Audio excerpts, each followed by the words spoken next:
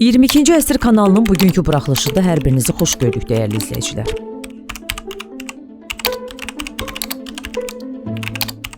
Türkiyə, Səudiyyə Ərəbistanı və Pakistan arasında üç tərəfli müdafiə paktının imzalanması regionda böyük əks-səda doğurub. İran tərəfi bu hərbi razılaşmaya qarışıq mesajlarla reaksiya verib. Rəsmi Tehran bir tərəfdən qonşularının təhlükəsizlik addımlarını normal qarşıladığını desə də, digər tərəfdən müqavilənin öz proksi qüvvələrinə yönələcəyi tədbirdə cavabın diplomatik deyil, birbaşa meydanda veriləcəyini bəyan edib. İran Xarici İşlər Nazirliyinin sözçüsü İsmail Bəqai bildirib ki, üç ölkə arasında imzalanmış bu müqavilənin İrana qarşı yönəldiyinə dair narahatlığa heç bir əsas yoxdur. Diplomatın fikrincə bu pakt region ölkələrinin təhlükəsizlik üçün artıq ABŞ-nin vədlərinə etibar edə bilməyəcəklərini anlamasının və öz imkanlarına güvənmək qərarına gəlməsinin göstəricisidir. Bəqai həmçinin xəbərdarlıq edib ki, region ölkələri öz ərazilərini İrana hücum etməmək üçün ABŞ-nin ixtiyarına verməməlidir. Rəsmi açıqlamaların əksinə İran ali rəhbərliyinə bağlı Keyhan qəzeti daha aqressiv bəyanatla çıxış edib. Nəşr iddia edib ki, əgər bu razılaşma Yəməndəki Ənsarallah hərəkatına və digər proksi qüvvələrinə təhdid yaratsa, İran təşkilatlanmış planlar qarşısında tərəddüd etməyəcək və müqavimət oxuna qarşı istənilən fəaliyyətə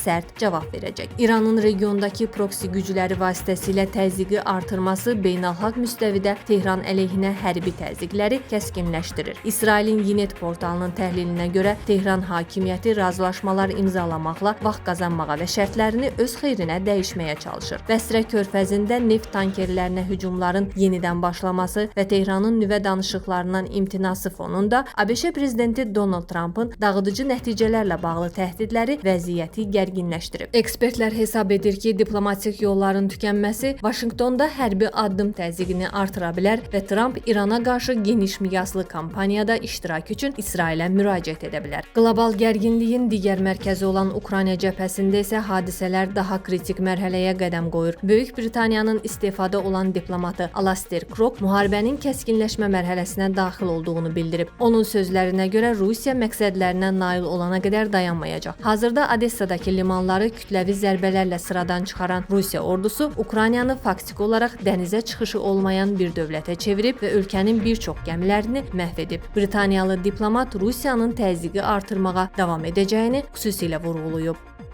Dəyərli izləyicilər, ölkə və dünya gündəmi ilə bağlı xəbərlər təqdim etməyə davam edəcəyik. Öz fikirlərinizi şərh bölümündə qeyd etməyi unutmayın. Sağlıqla qalın.